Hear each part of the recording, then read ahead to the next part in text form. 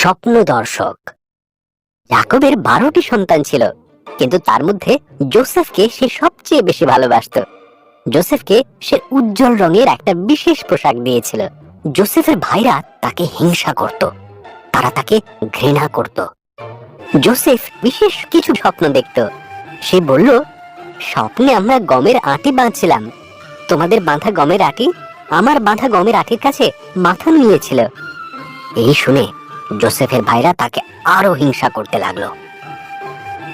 Joseph আরো একটি স্বপ্ন দেখেছিল, সূর্য, চন্দ্র এবং 11টি তারা আমার সামনে নতজানু হয়েছে। তার বাবা আর ভাইয়েরা অভিযোগ করলো, তুমি কি বলতে চাও? তুমি আমাদের শাসন করবে? একদিন যোসেফের ভাইরা মাঠে মেষ চড়াচ্ছিল। তারা দূর থেকে যোসেফকে আসতে দেখলো। তারা যোসেফকে হত্যা করার পরিকল্পনা করলো এবং তার সমস্ত স্বপ্নকে শেষ করতে চাইল।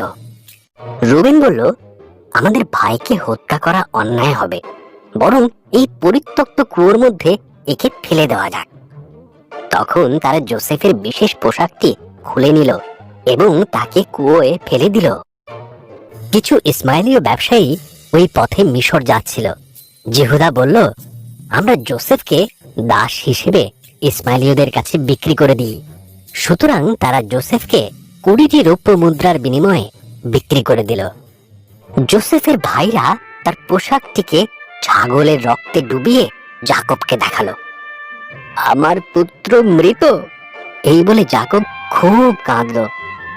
ইতিমধ্যে যোসেফকে মিশরে নিয়ে যাওয়া হলো, কিন্তু ঈশ্বর যোসেফের সাথেই ছিলেন।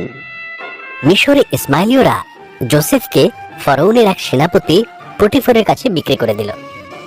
ঈশ্বর যোসেফকে আশীর্বাদ করলেন এবং সে জীবনে প্রতিষ্ঠিত হলো। পটিফার তার গৃহের দেখাশোনার দায়িত্ব যোসেফকে দিল।